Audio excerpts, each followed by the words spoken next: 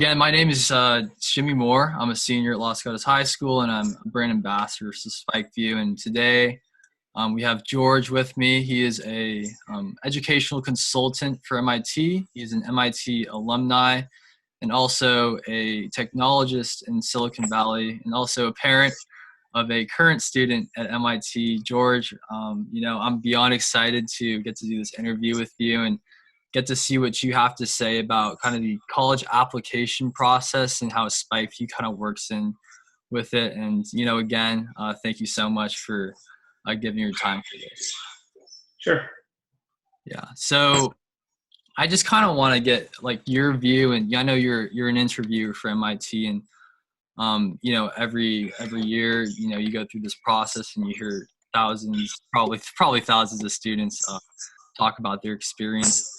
So I just wanted to get your views on, how important is it for a student to be able to brand themselves, and do you think that connotes also success on the college level if they're able to, talk about their experiences and all of that successfully? Yeah. So, I mean, I think that's a big part of the admissions process in general. I mean, when you look at, and if you just look at MIT in particular, when you look at the students who are applying to MIT, most of them have already self-selected. That's what we call it in the industry term, in that you don't apply to MIT unless you're a top student, right? I mean, everybody in high school knows that, right? So practically what happens is we get the best of all the students around the country and even in the world applying to MIT. So then the question becomes, how do you distinguish yourself? Well, the best way to distinguish yourself is that you are you. And this is the hardest part about the application process, I think, for young teens, right? I mean, you're 17, 18 years old, and to have the ability to sell yourself is a bit foreign for teenagers, right? They're not used to having to do that. And in fact, culturally, in some places, it's even against the culture to do that, right? You're supposed to be the quiet teen who sits in the corner and nods their head and says yes. And so, being able to sell yourself in that way is a real challenge, I think, for many teens. And that's one of the things, though, that schools like MIT in particular, that they look for. You have to make the judgment on whether or not the student gets accepted on who that individual is. So when you look at the application, everything in that application, whether it's a question prompt or whether it's an interview that you have to get from one of your peers or from one of your teachers or your coaches, or all the material that gets submitted as part of the MIT application is really designed to answer one question, and that question is, who are you? Right? And so constructing that holistic view of who you are as a person, an individual, and the things that you do associated with that, I think, is very important. And what SpikeView, I think, helps is to collate the information together in order to make that process a little easier. Yeah, and in terms of the process, it can get pretty messy in terms of all these moving parts with, the Common App being a thing with, interviews and different scholarship opportunities. And I just wanted to get kind of your opinion on, what are kind of some flaws that you see in the college application process year to year, and what are your opinions on, how it can be improved and, what can be, improved upon. So. Yeah. Well, I think one of the biggest challenges with college applications is that there is not a consistent view of what the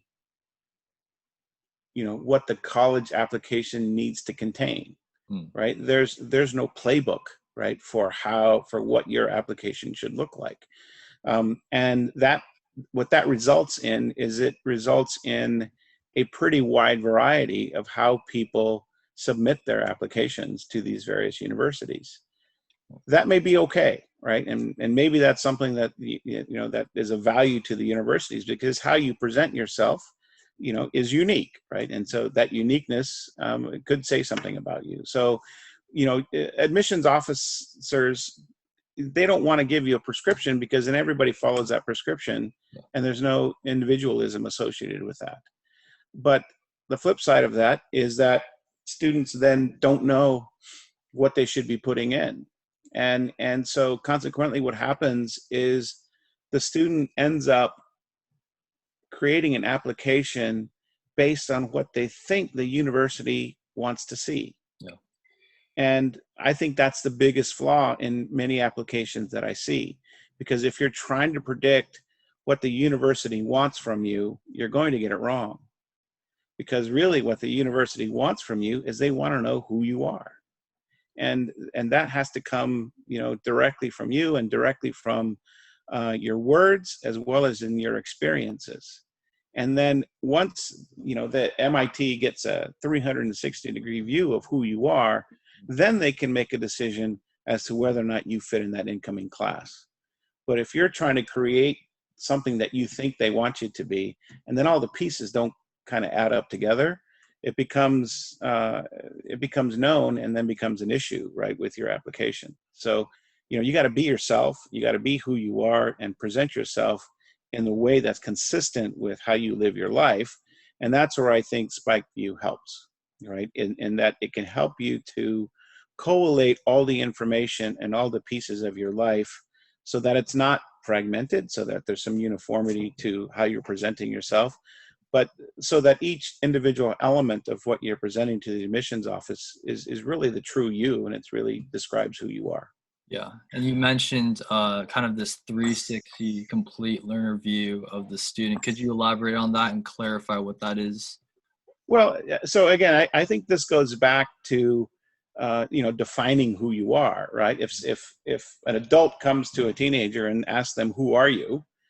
Then there's a lot of implications for how they're going to answer that question, right? And some of it is bias, some of it is cultural, some of it is, there's all kinds of things that go into that question.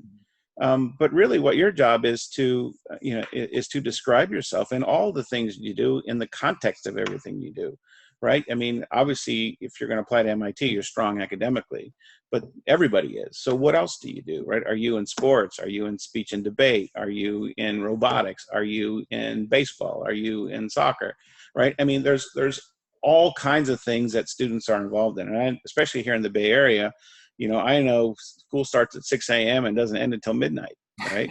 And there's stuff that goes all the way through, and so there's things that you do every day, right, that are part of who you are, and being able to put those together in such a way that it presents your holistic self, I think is of great value. Right. And we talk about just in general kind of the resume, this kind of competition between students to add all your stuff to the resume, make it whatever. And what are kind of the advantages of creating a spike view, in your opinion, over something like a traditional resume? Like why should I, as a student, go ahead and spend the time to put all my activities on spike view rather than kind of collate a resume? Yeah, so I mean, so that's one of the practices here. I know that many high schools do in Silicon Valley. In fact, in some of their classes, they'll part of it is creating that resume, right? Because it's a useful skill and a useful talent to have. But when I look at people's resumes, typically it's one page, right? And we know the old adage, a picture is worth 1,000 words, right? So if you're going to fit everything, that a picture tells in one page, you're not going to have a lot of information, right? And so by having the multimedia type of accesses, in SpikeView, that really tells your story, right? And you can get more information and be more elaborate about how you're describing you as a person and the activities in which you participate, more so than you can on a resume, right? And I think that's something that can be of significant value to to MIT. It's easy for somebody to say, I'm a tennis player, right?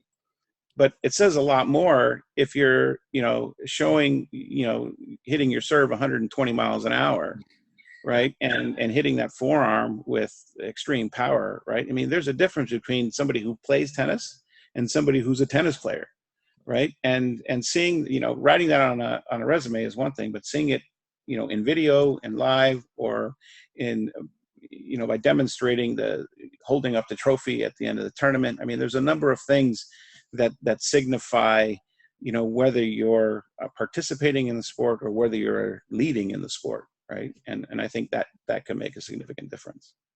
Yeah, yeah.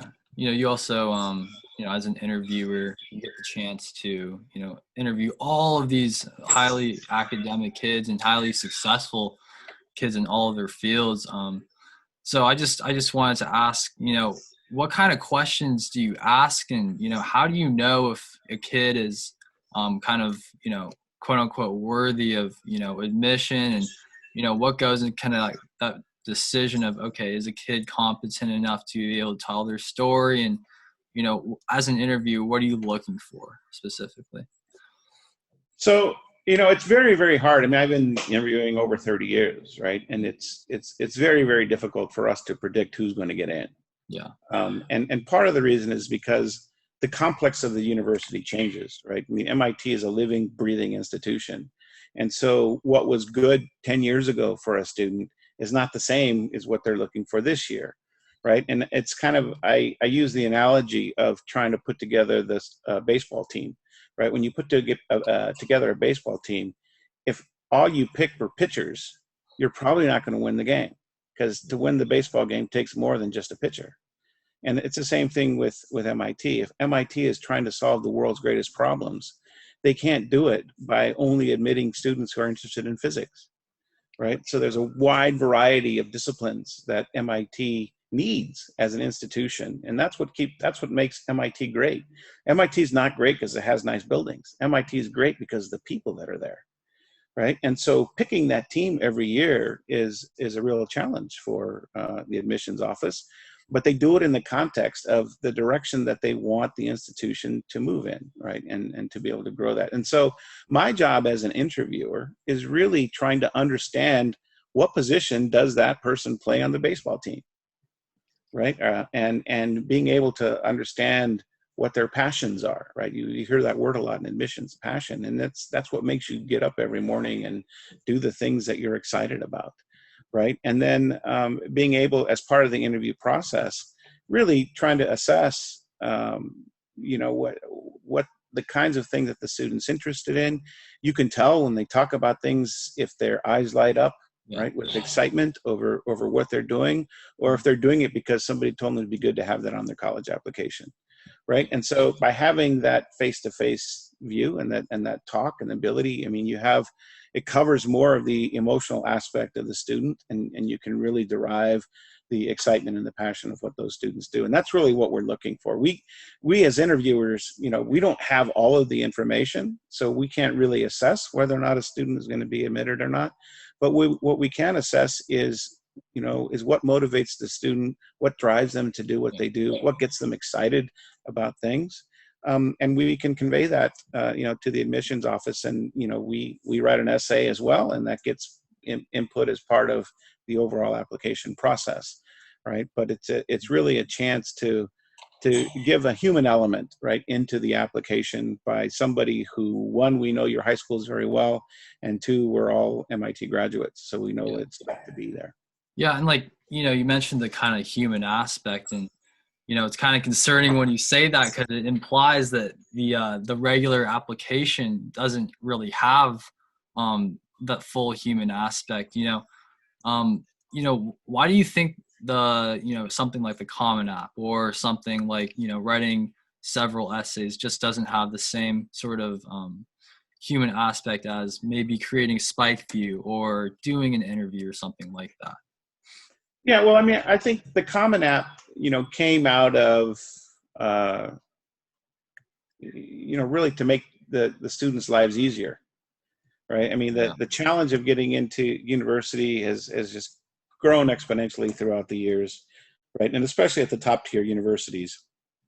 It's difficult. And so, I mean, sometimes you get kids applying to 20, 30, 40 schools, right? I mean, and it's crazy. And, we at MIT, we don't want to put students through that, right? I mean, at best, if you really, really, hone down to what you're interested in and what the universities offer, I think the application should be around 10, right? And I think still that's pretty high, because you know pretty much what schools that you can be considered for. But you know, as a student applying for the first time, it's really hard, right? And so you apply to as many as you can. Yeah. And I think that's where the Common App and trying to make the application easier, you know, where that all came from. But you know, even and the essays themselves, right? And I mean, is the essay really telling who you are, or is how you write, you know, going to portray yourself better? And that's what's hard. And then, you know, we get a lot of students now, you know, worried about these things, and so they go to professional writers, and they work on their essays with those professional writers. And then it becomes even more skewed. It's like, okay, is this really who that person is, or is this Yeah. who the writer thinks that they are? Exactly. Right. So there's a number of elements that come into that, and I think, you know, something like SpikeView can really help to take the guesswork out of some of those things, right? And I think it's probably more of an advantage to the student, because you can present more content, right, than you could on just writing an essay and putting it in paper. Right. And in terms of how familiar you are with spikeview, you know, what certain, you know, aspects about spikeview, whether it be kind of the spikes on your profile or kind of the additions on there, like what specifically about spikeview makes you excited that it can be part of this college admissions process?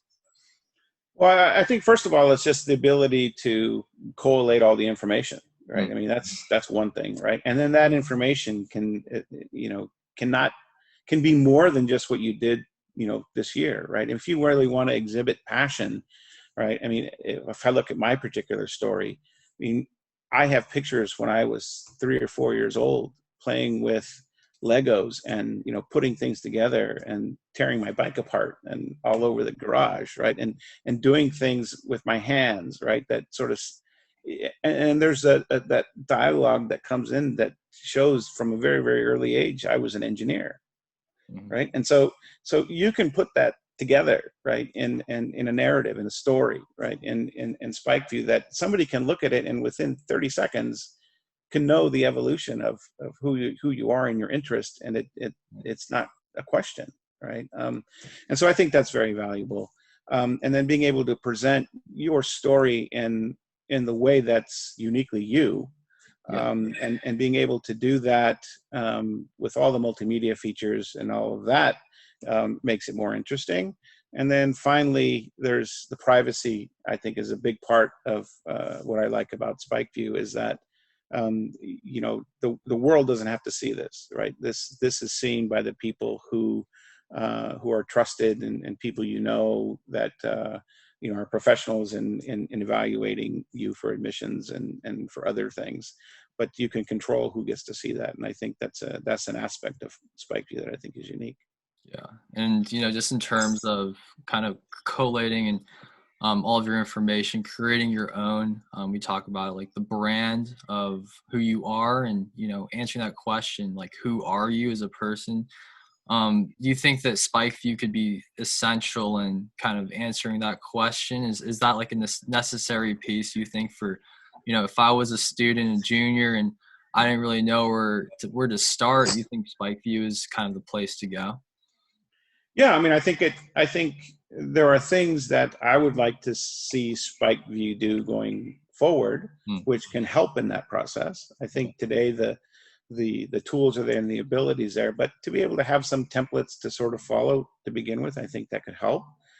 You know, I think back in my children's process of applying to college, you know, I wanted it to be theirs, and as much as possible, because they needed to own the decisions of where to apply and then eventually where to go. Mhm. But I could tell, you know, as freshmen, they really didn't know, you know, what they should be doing, right? And then as sophomores, and it was just a constant, you know, work and process of trying to refine, having them refine their story and having them refine who they are. And I have the luxury that I've been doing this for many, many years, and I could help them, right? I mean, think about the parents that don't have that experience, right? And you know, where does the student go, right? And I think there are some counselors that are very good at doing this, and there are some that aren't, right? So your mileage is going to vary. But I think it's important, from a student's perspective, to get an idea and get an understanding of, these are the kinds of things that are important, right? And it has to be your true authentic self. And I think, I see a lot of, one of the luxuries that I had as part of MIT was actually being a part of the admissions process, and reading applications and going through the selection process when I was a student. And even then, it was really surprising to see, how many students would write essays, and it didn't match up with what the coach said, and it didn't match up with what the teacher said, and there was like this person had 3 different personalities, right? And that's something that students need to know, right? Be yourself, and being able to do that in a constructive way, and in a way that that they're comfortable with, I think, is something that Spikeview offers. Yeah, 100%. If you could go and kind of describe Spikeview in a sentence or two, what would you say? What would you say to kind of either persuade a student or even a parent, right, of a student to go and get Spikeview? What would you say? Well, I would say that again, first of all, it's an opportunity to to have a memory bank, right, of all the things that you as a student participate in. And from, again, you could do that from the day you're born, right, and have this library of elements that comprise who you are throughout your life, and the things that you're interested in, and the reasons that brought you to the reasons of why you're applying to that school, why you're interested in that major, why you've done the things that you've done. I mean, I think that story is very powerful. And by having the information there, then you can go in and select, okay, which pieces, really fit with your narrative and really fit with describing who you are. And then you can align that with the recommendations that you're going to get from coaches and the recommendations you're going to get from your teachers, right? And you can put a whole strategy together, right, that's going to provide a consistent view. And I think that's the important thing, providing that consistent view of who you are, right? Right. And then when you get to the interview, you've got a story to tell, right? And then that story will be also consistent with who you are. And when you're describing that story, you're going to be excited about it, you're going to be enthusiastic about it, and it's a lot easier to tell. Right. And just as a interview, I mean, you got a chance to talk to a ton of students and everything. So, we kind of, as a person who went through the process, it feels like I'm kind of being put into a box and sort of trying to match up to a cookie cutter standard of what the perfect applicant should be. Do you believe that there's this one kind of goal that people should work towards on a resume? Do you think it's kind of more a dynamic thing where students should try to go and pursue like what they want to do, or is there kind of like this agreed upon, like, okay, I need to have X amount of accomplishments and this many awards and stuff like that? Or what do you think about that? Well, I mean, I think what it boils down to is, who are you today, and who do you want to be tomorrow? Yeah. Right. I mean, I think those 2 things are really what MIT considers in the application process. And you have to do well on both of those, right? Because who you are today, and how you got there, and the things that you did that brought you to who that person is today. Yeah. And then how are you going to use that experience, the talent, everything you've done to describe who you're going to be tomorrow, right? I think it's an interesting part of the application, especially during the interview, when you talk about why a student is selecting a particular college. The answer is always, oh, because they have this for me, they have this for me, they have that for me, I can do this there, I can do all these great things. But rarely does a student turn around and say, well, because here's what I can give back to that university. Right? And really, as being a part of a team, as part of the team that's going to propel the university forward, that's another important aspect that schools like MIT are looking for, is what do you bring to the university that's going to help further the ideals of the university and the direction of the university. How are you going to give to the school versus what is the school going to give to you? And you need to have sort of both of those aspects. So, is there a perfect student? I mean, I don't know. I haven't seen it. I mean, I've seen some pretty amazing kids, and many of them have gotten in, and many of them have not. Right. So, again, it all boils down to who you are, and then how much room is there, for the incoming class.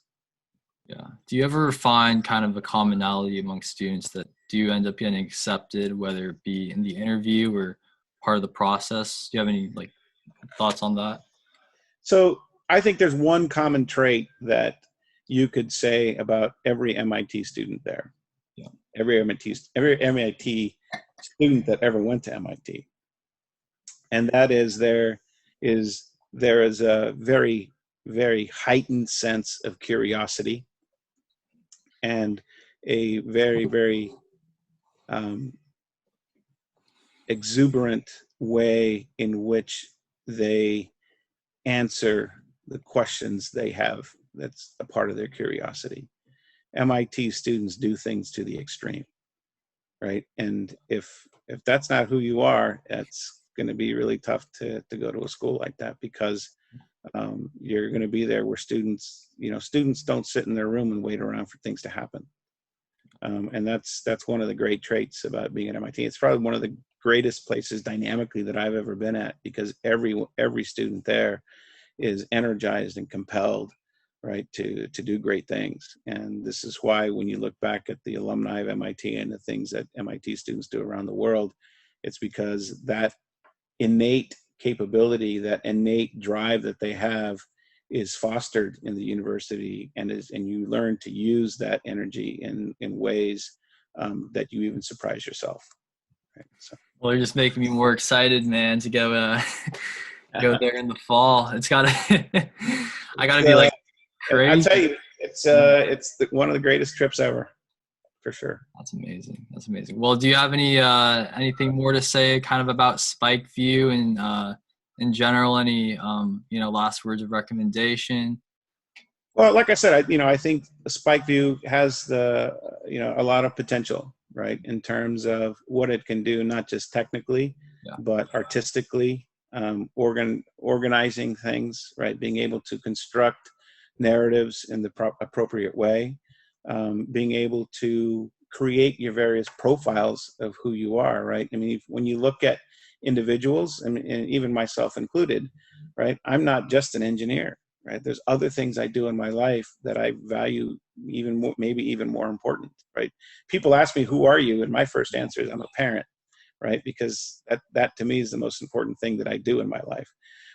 But there's other aspects of things. And just like students, there's things that you do, and be able to put that together in a constructive and coherent way that can send that message that will let people understand that this is what I think what the power of spikeview is. And, being able to harness all of that information together in something that can be of value is exciting to me. Yeah. And kind of like, as a student right now, how do you think that we can go out and kind of like spread the message and kind of get spikeview to a level of, where people are using it regularly and stuff like that? Yeah, well, I think, how do TikTok videos go viral? Right. Right. It's, you got to have something that people are going to want to use. Right. And so how do you get things to go for people to use them? Well, they've got to see the value. Right. And so, having ambassadors such as yourself that are using it and doing creative things with it, and other people see it and they see how we get the traction. I think there's thing that spikeview is doing to connect with various aspects of, the potential profile organizations and things that people do. I think that and being able to put together those narratives for those functions, I think, can be very important. But at the end of the day, it's going to be successful if students choose to use it. And spikeview, I think, needs to ensure that they're putting in the right tools, the right flexibility, the right, ease of use, right? All the things, the fun part, right? There needs to be some fun in there. Yeah. right? All the things that is going to make students want to use it. 100%. Well, again, thank you so much for giving your time to do this interview.